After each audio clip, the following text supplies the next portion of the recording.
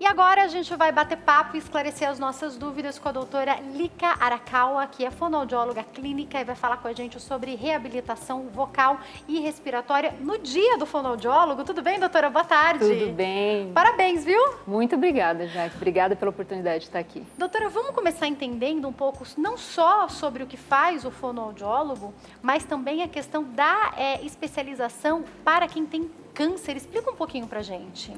Bom, hoje, 9 de dezembro, é o dia do fonoaudiólogo. Nós temos um Conselho Federal de Fonoaudiologia que contempla essa ciência desde 1981, na verdade até razoavelmente nova, que trabalha com áreas de voz, reabilitação de linguagem, problemas de escrita, deglutição, que é uma área também que eu atuo, que a gente chama de disfagia, audição. Então, são 11 áreas pelo menos que são contempladas nessa área. Nós usamos a palavra fono-oncologia. Fono-oncologia, na realidade, não é uma especialidade. É um nome que é utilizado para os fonoaudiólogos que atuam na área da reabilitação dos pacientes oncológicos. Nós temos grupos de profissionais que atuam de forma muito forte, intensa no país todo. É um grupo muito unido, inclusive, mas não é exatamente uma especialidade na área. É uma formação específica ou não, doutora? Então, quem atua nessa área normalmente faz uma formação em nível hospitalar. Porque é um paciente que muitas vezes pode ter momentos críticos, de internação, de pós-operatório ou mesmo de fases da radioterapia ou da quimioterapia que merecem um acompanhamento muito mais especializado e constante. Qualquer fonoaudiólogo pode escolher essa área, então, ir para essa área, né? Pode ir para essa área, mas existem formações hospitalares que são mais especializadas mesmo nesse tema, que é mais voz e deglutição, na verdade. Tá? Doutora, quando a gente fala a respeito de doenças, olha que interessante, alguns apontamentos mundiais vêm mostrando que provavelmente como reflexo do que aconteceu esse ano, tanto o que a Covid trouxe com relação ao pânico, ao medo, o número de mortes e infelizmente também a questão econômica, a gente vai ter uma queda na qualidade de vida, provavelmente as pessoas vão viver menos do que a gente estava vendo, uma crescente, e algumas doenças podem ser mais constantes. As mais citadas, se eu não me engano, foram HIV, outras 2 ou 3, mas quando a gente fala a respeito de cânceres, a gente pode ver também uma piora do que já era esperado. Infelizmente, mais pessoas vinham tendo, mas isso também pode agravar, na sua opinião? Sim, na realidade, alguns estudos já apontam um aumento no diagnóstico desse tipo de câncer. Algumas, nós temos que entender que tem um contexto de represa de diagnóstico também. Verdade. Então, por exemplo, muitos hospitais precisaram ficar totalmente focados para a Covid. As pessoas ficaram com medo de procurar ajuda, Exatamente. O Hospital das Clínicas, que, por exemplo, é um lugar onde eu atuei por 19 anos, até setembro ele não tinha ambulatório para dar assistência a outras doenças que não fosse para os internados da Covid. Então, é um contexto em que é difícil falar se realmente aumentou ou se por esperar mais tempo a gente tem hoje um maior número de casos e casos mais avançados. Realmente isso é o que eu venho recebendo no consultório também. Que pode ter a ver com a demora na procura Com ou no certeza, diagnóstico, sim. né? E não dá pra gente falar, olha, esse paciente tinha que ter ido, porque ele poderia ter, E se ele contrai a Covid, Exato. e daí piora a situação, enfim, Exato. não tem o que falar, né? Mas, por outro lado, também, já que é importante dizer que, assim, a maior parte dos cânceres de cabeça e pescoço, eles são de condição inflamatória crônica. Então, se a gente pensar em forma de viver, o que faz a gente ter inflamações crônicas, não é só cigarro e bebida alcoólica, é muito do que a gente se alimenta, da forma do dormir, tem várias coisas que levam a quadros inflamatórios crônicos. Então, tudo isso também num contexto de aumento de estresse, de angústia, Esse é um contexto que com certeza favorece o aumento do número de doenças, inclusive do câncer. Doutora, quando a pessoa não tem necessariamente um câncer, eu quero até ir um passo antes, e essa pessoa é diagnosticada e começa a aparecer ali um nódulo, aí depois vai se fazer uma biópsia para saber se aquilo é benigno, se aquilo é maligno, ainda que não seja um câncer, pensando nesse local, pensando na questão cabeça e pescoço, na relação com a inflamação que possa haver, um quadro pode se tornar um quadro cancerígeno? Qual que é a relação que a senhora vê com isso? É necessário já cuidar, ainda que seja um tumor benigno? Então, eu vou puxar um pouco para o meu lado como fonoaudióloga, porque nós não fazemos diagnóstico do câncer de cabeça e pescoço, né? Isso tem que ser um médico cirurgião de cabeça e pescoço, um oncologista, um otorrinolaringologista, um dentista, né? Que são os profissionais envolvidos no diagnóstico do câncer. Mas pensando no aspecto da função, que é o nosso diagnóstico, uma rouquidão, né, prolongada, 15 dias de rouquidão é uma coisa para a gente não achar normal, né? O Brasil não tem uma cultura de voz boa, voz saudável. Então, a gente não tem isso como uma coisa forte. E nós temos, por exemplo, uma dor para engolir, também não é uma coisa que a gente pode considerar simples, normal. Então, tudo isso que chame a atenção, uma mancha diferente na boca, uma ferida, uma afta, né, que é uma coisa tão comum no nosso dia a dia, a gente tem que entender que, assim, não quero amedrontar ninguém e falar, olha, né, rouquidão por mais de 15 dias é câncer, de forma alguma, mas 3% das rouquidões por mais de 15 dias são cânceres, que poderiam ser evitados. 60% dos cânceres de laringe começam com uma rouquidão simples, né? E se o diagnóstico fosse muito rápido, isso poderia ser tratado de uma forma muito mais simples e rápida. O paciente sofreria menos, né? Então, doutora, de fato, essa busca de diagnóstico tem que ser precoce. Doutora, quando a gente fala, acho que é importante a gente falar do trabalho multidisciplinar, quando a gente fala desse tipo de situação.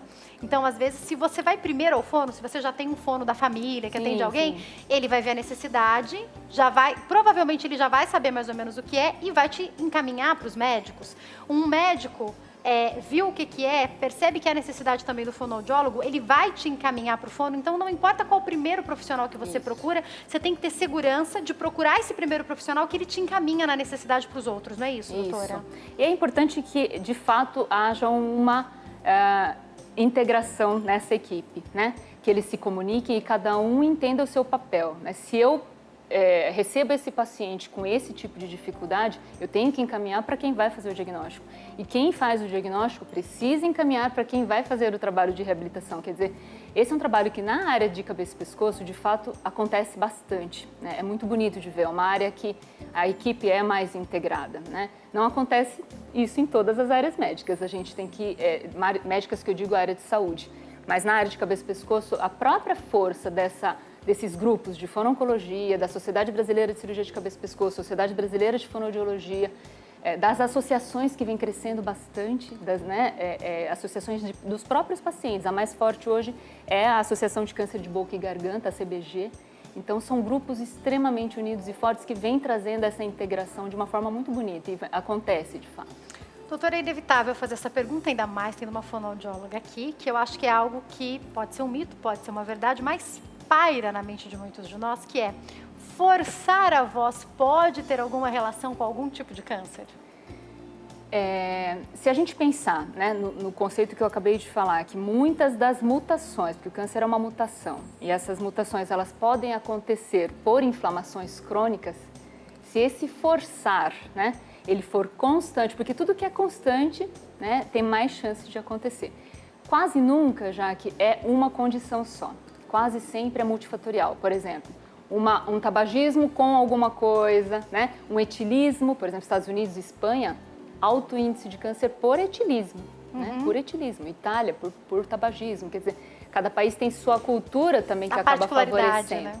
Mas forçar a voz, né, intensamente, sem nenhum cuidado, e isso de uma forma constante, ele pode sim, né, levar a um processo inflamatório crônico, né, que somado a várias coisas, porque nosso estilo de vida, principalmente a nossa geração, Jaque, verdade. Não tem ninguém da nossa geração que não tenha fator de risco hoje para ter câncer de cabeça e pescoço, infelizmente. Né? Então, alguma a gente vai achar, né? É uma triste notícia, mas de fato a gente tem que se cuidar mais, a gente tem que aprender um pouco mais a se cuidar.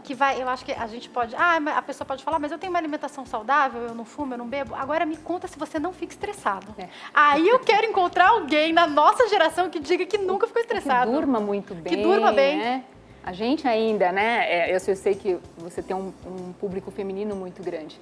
Nós que vivemos cheias de multitarefas e vivendo com culpa de tudo que a gente faz ou que não faz. Exatamente. É um índice estressor muito grande. Tem que lidar, tem que equilibrar vários pratinhos, como Exato, eu digo, né? Exato. Agora, doutora, junto a isso, eu acho importante a gente também entender e trazer isso para os nossos telespectadores. Quando a gente fala a respeito desse estilo, dessa qualidade de vida, a gente tem um público de cristãos muito grande nos assistindo e muitas vezes, e eu falo isso como alguém que já fez na época que começou o ministério ali com 13, 14 anos, cantar sem nenhum tipo de preparo. Eu acho que o cristão, muitas vezes, as igrejas, eu não estou falando de nenhuma denominação específica, fazem isso. Quem gosta de cantar, começa aí a cantar e vai cantando. E às vezes, quem está te treinando é alguém que também não é fonoaudiólogo, ele está ali só dando uma ajuda no ministério.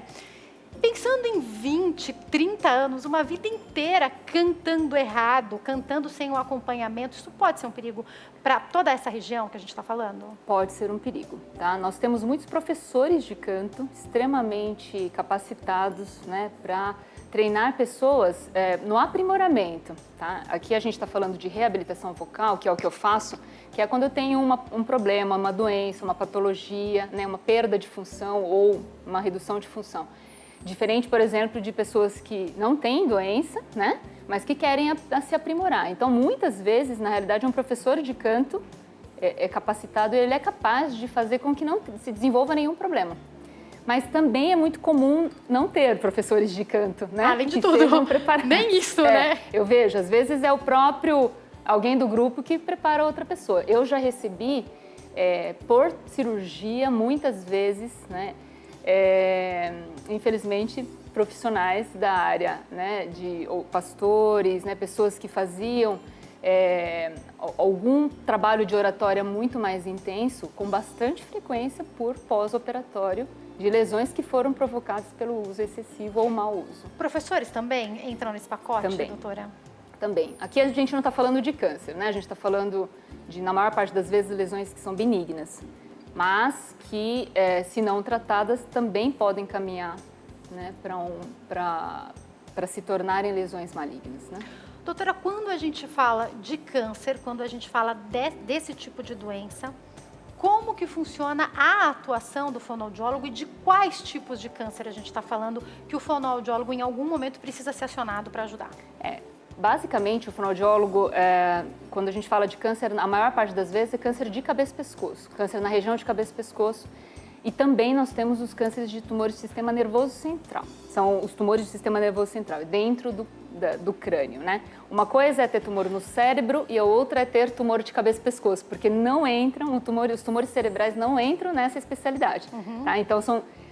o médico que a gente tem que procurar quando tem uma lesão de língua, né, de cordas vocais, né, é o médico cirurgião de cabeça e pescoço ou otorrinolaringologista, tá? Ou até um bucomaxilo, se for de boca. E o profissional que a gente vai procurar para tumores cerebrais é o neurologista. Então, são áreas diferentes. Em ambas as áreas, o fonoaudiólogo tem atuação, tá? Pensando em reabilitação vocal, é mais comum na área de cabeça e pescoço mesmo, tá? Mas eu posso pensar em fala, né? Em expressão, né? Eu penso em falar uma coisa e eu não consigo falar uma coisa, então os tumores cerebrais podem levar a esse tipo de problema também. E aí também são os fonoaudiólogos que vão lidar, né, com compreensão, com expressão. Repara que são duas coisas diferentes. Uma coisa é o cérebro mandar informação no I e a atuação que o fono vai fazer. Isso. Outra coisa é, por conta do tumor, tá faltando alguma coisa, tem uma lesão na corda vocal. De fato, é algo que não está funcionando. Exato. É diferente de eu mandar uma informação que não vai, são duas atuações, imagino que diferentes, Isso, então, são né? atuações diferentes. Agora, doutora, a gente pode falar de qualquer faixa etária? A senhora já atuou aí com crianças, com adultos, com idosos? Explica um pouco pra gente. Infelizmente, nós temos tumores de cabeça e pescoço em qualquer faixa etária, mas a maior prevalência é acima de 40 anos, tá? Quando eu comecei a atuar na área, que foi há 24 anos atrás, a maioria era acima de 60. Então, pense que em 24 anos, nós tivemos 2 décadas já de... Então, estamos adiantando. Então, cada vez mais pessoas jovens estão tendo câncer de cabeça e pescoço, né? E eu atendo bastante caso jovem, cada vez mais jovens. Eu já atendi crianças, porque nós temos crianças com tumor de cabeça e pescoço, mas é menos frequente. Não é a minha realidade do dia a dia hoje, porque eles são encaminhados normalmente para instituições ou para profissionais que atuam mais com a população infantil. Doutora, o diagnóstico precoce e o tratamento precoce ajuda muito, faz diferença para que essa pessoa consiga ter uma vida como ela tinha antes, digamos assim?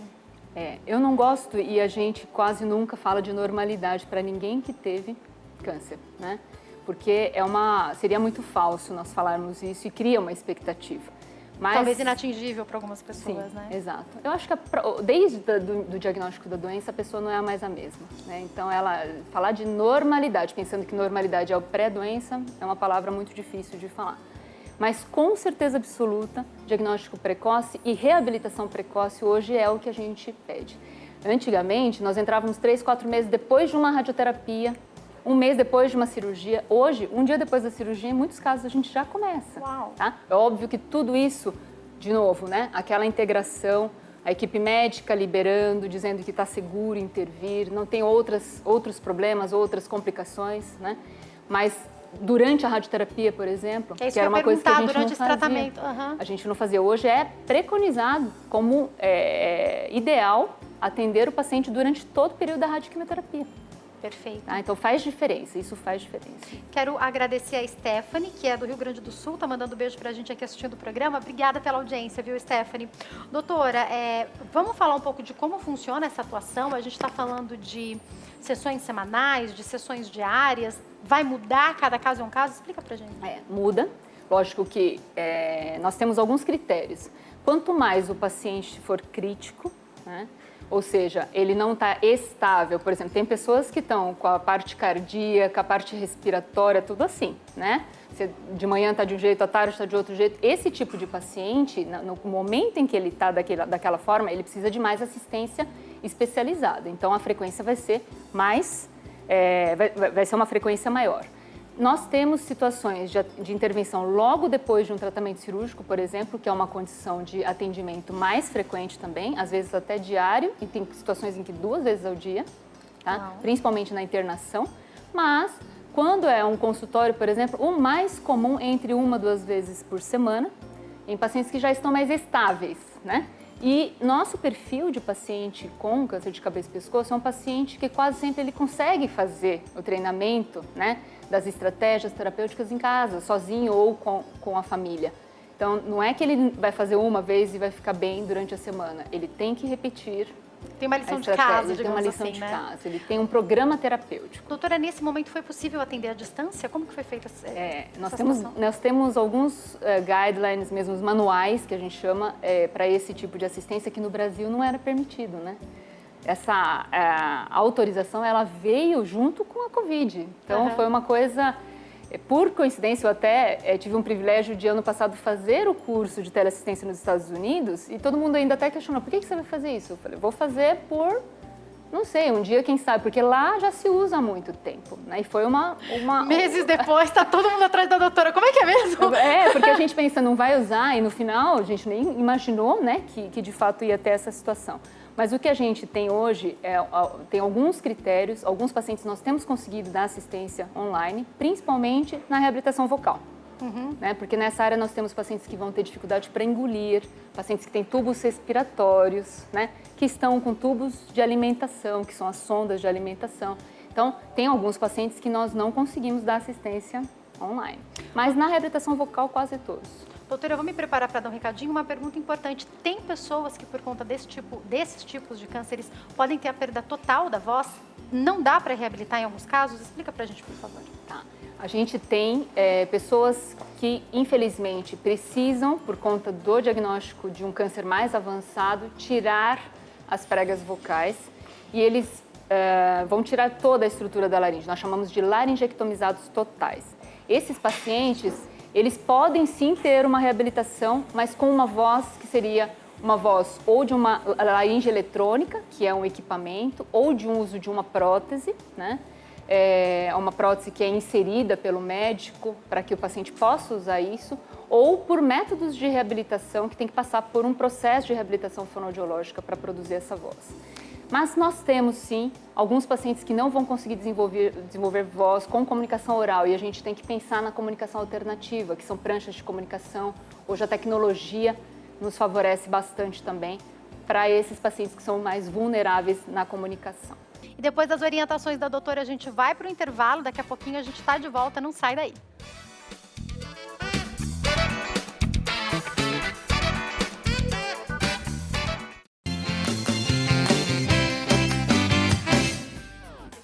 Nosso programa está de volta. A gente vai falar agora sobre reabilitação vocal e respiratória. A gente continua conversando com a doutora Lika Arakawa, que é fonoaudióloga clínica, e está conversando com a gente sobre o assunto. Doutora, faltou, a doutora até estava falando comigo aqui no break, a gente falar um pouco mais sobre respiração. Fala pra gente sobre isso. Sim. Lógico que a parte da respiração pulmonar, né, quem trabalha com a respiração pulmonar em termos de reabilitação é o fisioterapeuta. Então, nós temos alguns problemas comuns em pacientes que têm o câncer de laringe em especial, né, que é essa região onde tem as cordas vocais, pregas vocais, que é o mais correto, que alguns ficam dependentes de um tubo respiratório nessa região, que é o tubo traqueal. Então, pessoas que têm, né, esse tubo, que é a traqueostomia que nós chamamos, dependem de um trabalho também respiratório. Nós temos que pensar que eu vou passar a respirar tudo por aqui, esse ar frio, seco, sujo, ele entra diretamente, né, não tem o filtro, né? Pro pulmão. Não tem o filtro, o nariz faz isso, umidifica, aquece, limpa, né? Então a gente não tem esse filtro. Então, além de vários outros impactos no longo prazo, mas a gente tem que lembrar que esse é um profissional que precisa estar atento, os cuidados, né, para essa região desse traqueostoma, desse orifício onde tem a respiração. Hoje nós temos vários filtros, vários protetores, né, que teoricamente, por lei, todos os pacientes deveriam ter direito a isso, né? O paciente que tira a laringe ou que precisa de uma reabilitação vocal ou reabilitação respiratória, ele tem leis que o protegem hoje no Brasil, conquistados aí com a ACBG, a Sociedade Brasileira de Cabeça e Pescoço, a Sociedade de Fonoaudiologia, eles colaboraram para que isso fosse possível, mas, né, como muitas coisas que nós temos, as leis até chegarem à prática do paciente receber esse produto, tem um gap muito grande. Esse produto é muito caro, doutora? Ele é muito caro para a realidade brasileira. Ele é caro para a realidade brasileira. Então, se a gente vai, por exemplo, nos Estados Unidos, né, isso já faz parte de um pacote porque os convênios eles têm essa cobertura já, porque lá já funciona tudo, né, por convênio. Não estou dizendo que lá é mais fácil, o SUS é importantíssimo para nós e o SUS tem enormes conquistas. E, em tese, isso deveria ser viável para todos os pacientes. Isso é importante, porque nós sabemos que, depois de anos, esses pacientes às vezes têm complicações pulmonares decorrentes dessa falta de proteção. E olha, eu acho que vale lembrar que a gente já falou aqui no programa com advogados que falam, quando a gente fala a respeito de convênio, muitas vezes tem uma dificuldade para a liberação de alguns aparelhos que possam ser necessários, e quando a gente fala do SUS, inclusive quando a gente pensa na realidade de Brasil, a gente vê até comportamentos diferentes do SUS, talvez em alguns locais de São Paulo seria mais fácil conseguir, em outros locais do interior de outro estado seja mais difícil conseguir. Seja pelo convênio ou seja pelo SUS, o ideal seria que todos tivessem acesso, mas infelizmente não é essa a realidade então, né, doutora? Não é essa a realidade. O que deve ir agravando a situação, né? Agrava. Então, além de eu precisar de insumos, eu preciso de profissionais especializados, então também com acesso gratuito, que é uma outra realidade difícil, né? É uma outra realidade. Então, eu vivenciei a realidade SUS, né? E hoje eu estou muito mais na clínica privada, eu vejo essa diferença. Porque eu tenho que ver a conta disso, né? Porque o paciente precisa ter ideia de quanto que vai ficar um tratamento completo ideal. E é caríssimo um tratamento completo ideal, né? Então, isso deveria ser disponível para qualquer pessoa, independente se é de clínica privada ou do SUS, na verdade. E a gente, como fonoaudiólogo, também trabalha esse processo da reabilitação, mas pensando muito mais na coordenação, né? Na competência respiratória de puxar pelo nariz, né? Soltar pela boca durante a fala. Então, essa coordenação, que a gente chama de mais alta, aí já é um papel mais fonoaudiológico. Então, ter essa possibilidade de ter enfermagem, nutrição, psicólogo, fisioterapeuta, né? Junto com 3 equipes médicas praticamente, que é um oncologista, cirurgião, né? Seja o buco ou o cirurgião de cabeça e pescoço ou otorrino, e o radioterapeuta. Imagina a gama ideal para o nosso paciente e que algumas instituições de alta complexidade têm pelo SUS. E imagina algumas realidades de conseguir marcar um especialista para daqui a um mês, o outro para daqui 3 meses. Outro... Quando você chega, quantas pessoas já me disseram isso? Eu tenho 2 realidades. Eu conheço pessoas que são atendidas pelo SUS e que conseguiram tratamentos oncológicos incríveis, do começo ao fim, de maneira muito rápida. E conheço pessoas que disseram que quando elas chegavam com o exame para um médico, já não valia mais o exame que tinha feito para o outro. Então, assim, quando a gente pensa em todas as realidades que são possíveis, a gente sabe que a conta não fecha direito, né, doutora? Infelizmente. Agora, esse aparelho precisa ser trocado de tempos em tempos? Se for a prótese, que é essa inserida para que o paciente possa falar, né? A voz é uma voz produzida pela estrutura dele, tá? É uma isso válvula, que eu queria entender. Isso, a voz é a voz mesmo. A voz é a voz dele. Não é a voz de pregas vocais, é uma voz de outra alterada, estrutura. A gente sabe, é uma voz de esôfago. Mas é uma válvula que permite que o ar do pulmão passe para essa região e produza uma vibração, né? Essa é uma válvula que tem que ser trocada, ela é trocada por recomendação do material de 8 em 8 meses, mas a gente percebe que pelo menos uma vez por ano, né, ela tem que ser trocada. Se for o equipamento externo, que é a laringe eletrônica, que é, né, um material que produz um som mais robotizado, não, ele já não precisa de troca, mas ele precisa de troca de bateria, né? E também não é um equipamento de custo baixo. Então, assim, tudo isso está na lei, né? Tudo isso deveria ser haver o acesso com facilidade, né? Doutora, enfim, chegou a pergunta aqui, eu vou fazer para a senhora, que é sobre justamente o aparelho. É possível ou é comum sair algum tipo de secreção? O fonoaudiólogo pode auxiliar nessa área também ou é outro especialista? Explica para nós. Então, hoje nós temos, assim, principalmente com a pandemia, nós tivemos algumas discussões no início do ano de quem era o profissional, né, que ia fazer a primeira intervenção, que ia tentar contemplar tudo. Então, hoje nós temos a entrada de enfermeiros, né, que estão sendo mais capacitados para esse tipo de intervenção, em termos de manejo de secreção. Por quê? Porque é um enfermeiro hoje que está, né, na comissão de frente para fazer muitas das manipulações.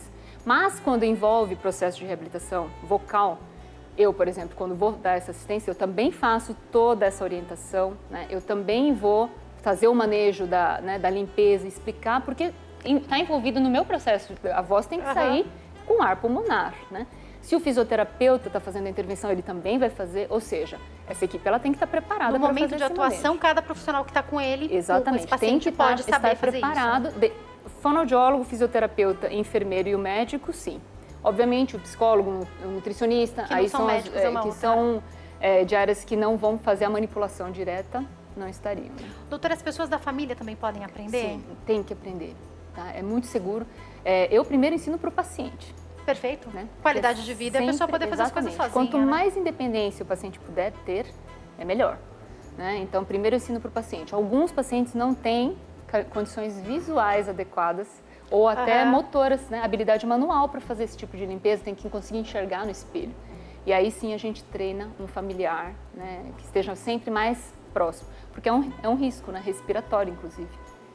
Se aquilo não está funcionando corretamente, pode ter um risco de vida. Na verdade, o acúmulo de secreção ele pode dificultar, inclusive, a respiração. Porque imagina que de alguma maneira tá fechando esse canal, exatamente. Né? Doutora, vamos entender um pouco mais, a gente falou aqui bastante agora sobre respiração, eu queria entender um pouco mais sobre a questão psicológica. É lógico que é um psicólogo que atua nessa área, mas eu quero entender se a condição psicológica em que esse paciente se encontra pode facilitar ou atrapalhar o tratamento dos outros profissionais envolvidos, porque ninguém fica bem passando por um câncer. Então, sim, a gente sabe que desde o diagnóstico, aliás, desde que você ouve falar que pode ser um câncer, até você descobrir se é ou não, e todos os processos que envolvem, não é nem um pouco fácil para a pessoa e nem para a família. E algumas pessoas passam de uma maneira, outras passam de outra. Sim. Como a pessoa encara, como ela está psicologicamente, faz diferença? Sempre tem impacto psicológico, não existe, nunca né? Zero, como a gente comentou, desde o diagnóstico, sempre há um impacto. Mas é óbvio que nós temos pessoas em condições emocionais, né? Diferentes, momentos diferentes da vida também, e pessoas com estruturas familiares que dão outro tipo, né, de resposta. Então, para uma reabilitação, eu preciso de adesão terapêutica, né? Então, para adesão terapêutica, tem várias coisas que podem atrapalhar. Algumas questões físicas, mas muitas vezes motivação, compreensão. Então, entender qual é a dificuldade do paciente é uma coisa que a gente precisa ser muito empático para isso. Eu preciso, de fato, né, conseguir ter o olhar que o paciente tem até para diagnosticar, né, se é uma condição de encaminhamento para o psicólogo, ou nós temos alguns quadros até hormonais que levam a pacientes a terem... O que desequilibrou, né? Isso, né, que é o médico que vai fazer esse diagnóstico.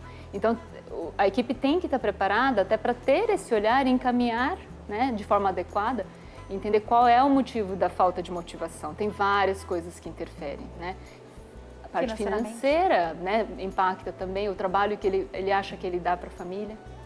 Né? Doutora, e dentro disso, acho que tem uma coisa muito importante. Você explicou para nós que já atua no SUS e atua também no privado.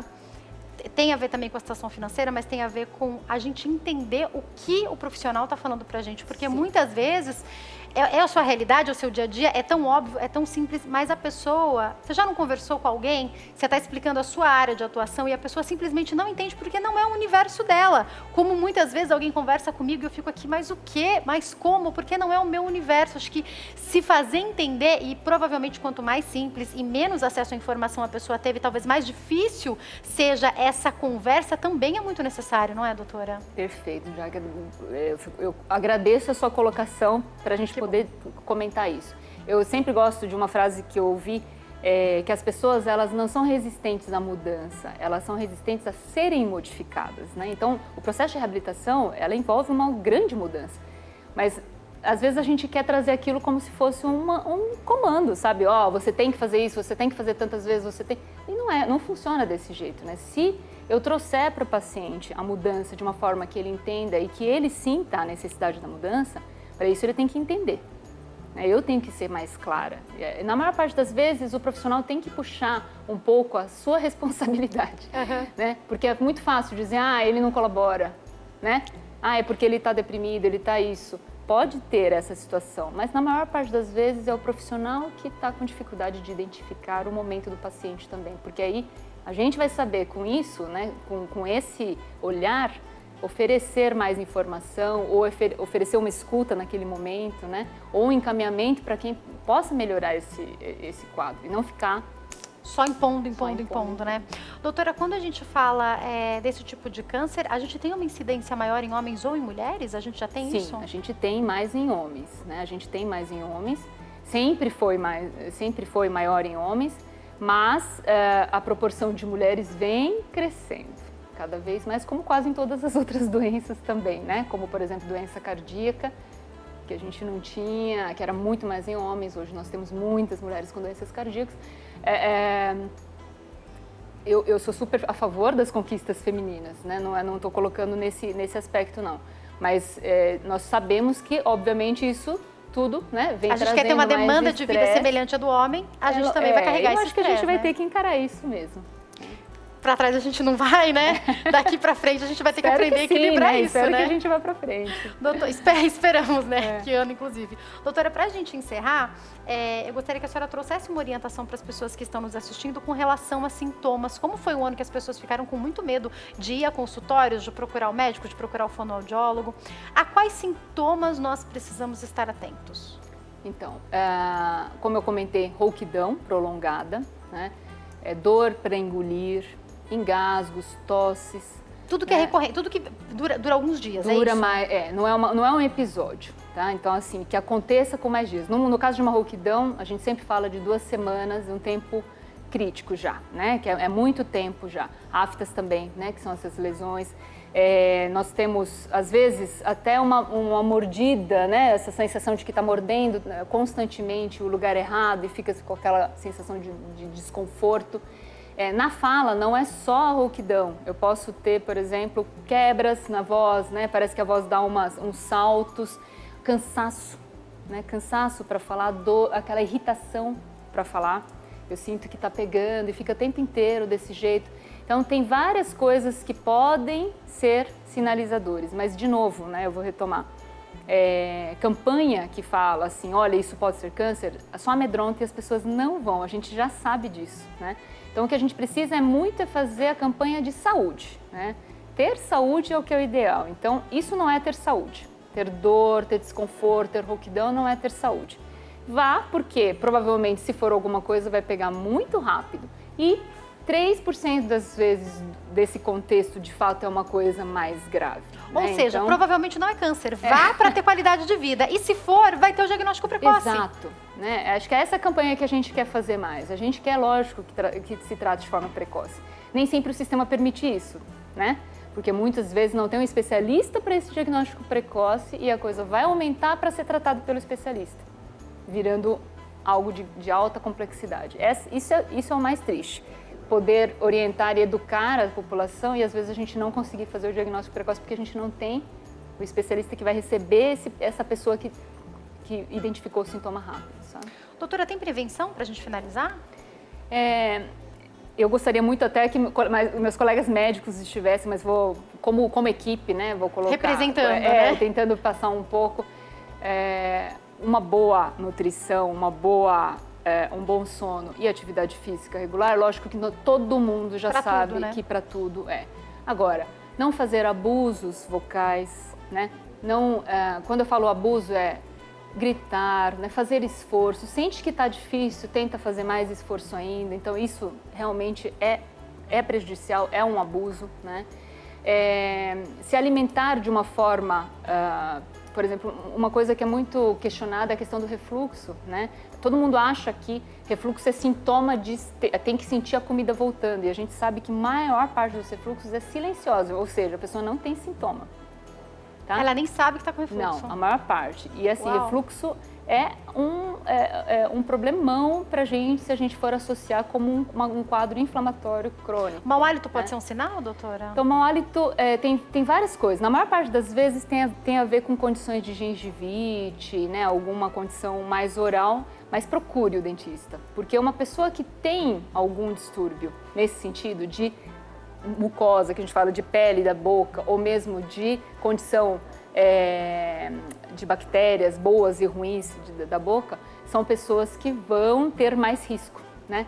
Então, uma boa higiene oral, mas uma boa assiduidade, né, de frequentar o dentista também é importante, porque tem coisas que a gente não vai conseguir identificar sozinho em casa. Tudo que foge à normalidade pode ser um risco e se você tem acompanhamento de profissionais, você vai já estar prevenindo, não é, doutora? Exato. Prazer te receber aqui, muito obrigada por ter vindo.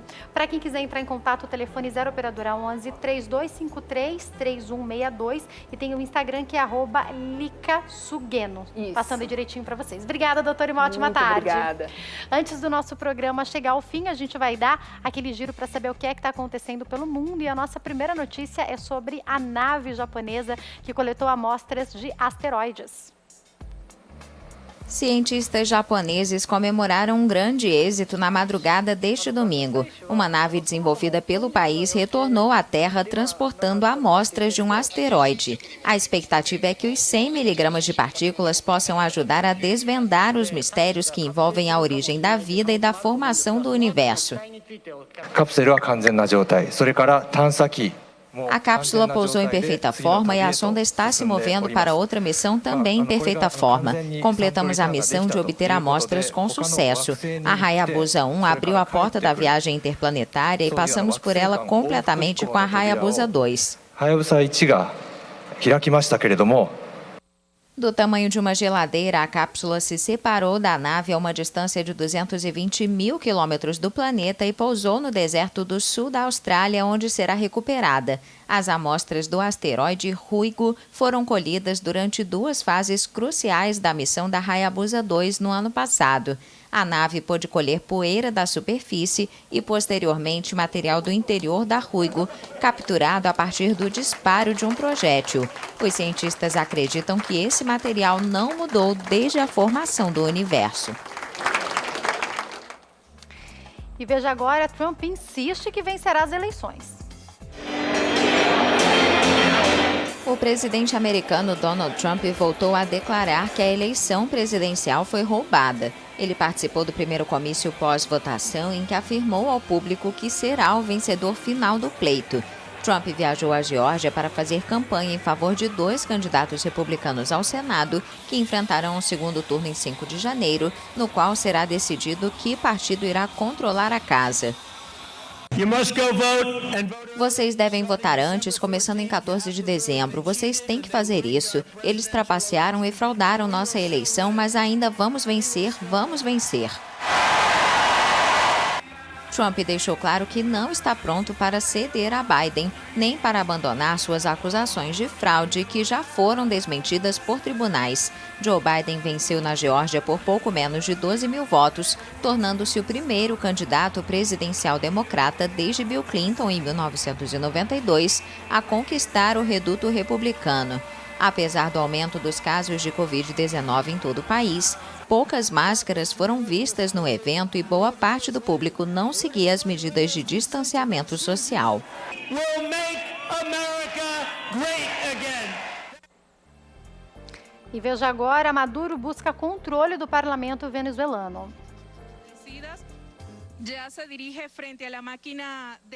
Mais de 20 milhões de venezuelanos foram convocados a votar neste domingo nas questionadas eleições legislativas que buscam entregar o controle do parlamento ao presidente Nicolás Maduro. O governante Partido Socialista Unido da Venezuela busca a vitória perfeita com a conquista do único poder que, desde 2015, é controlado pela oposição liderada por Juan Guaidó.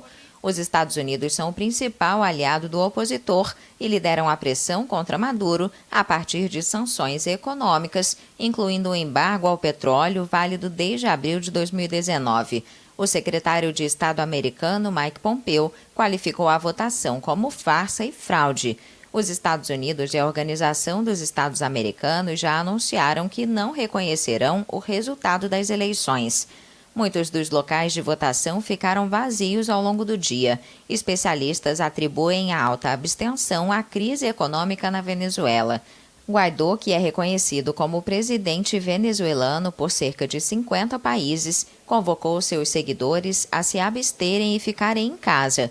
Os grandes partidos da oposição já se abstiveram nas eleições presidenciais de 2018, que consideraram fraudulentas. Essa foi a justificativa para que Guaidó se proclamasse presidente interino. E veja agora o último esforço para salvar negociações. Os negociadores da União Europeia e do Reino Unido chegaram neste domingo a Bruxelas para discussões de 2 dias. Este pode ser o último esforço para tentar chegar a um acordo comercial pós-Brexit e evitar um divórcio abrupto com graves consequências econômicas. O diálogo foi retomado após uma pausa na sexta-feira, seguida de uma semana mal sucedida de discussões em Londres, dada a persistência das divergências. Este último esforço foi acordado pelo primeiro-ministro britânico Boris Johnson e pela presidente da Comissão Europeia, Ursula von der Leyen, em uma conversa telefônica no sábado. Os 2 dirigentes emitiram um comunicado conjunto no qual indicam que, embora reconheçam a persistência de diferenças importantes, concordam que as suas equipes de negociação devem fazer um esforço adicional para avaliar se podem ser resolvidas. Von der Leyen e Johnson voltarão a conversar por telefone na tarde de segunda-feira. Na quinta-feira, os 27 líderes da União Europeia se reunirão em Bruxelas para uma cúpula de 2 dias, planejada para tratar de seu orçamento, mas que mais uma vez será obscurecida pelo Brexit. O Reino Unido deixou formalmente o bloco europeu em janeiro, quase 4 anos após os britânicos decidirem pela saída em um referendo. Se não houver acordo, as relações comerciais entre as partes serão regidas a partir de 1º de janeiro pelas regras da Organização Mundial do Comércio, sinônimo de tarifas e cotas. Isso representa o risco de um novo golpe econômico que se somaria ao já causado pela pandemia do coronavírus. E depois das informações, o nosso programa chega ao fim. Obrigada pelo seu carinho e pela sua audiência. A gente se vê amanhã, se Deus quiser. Tchau, tchau.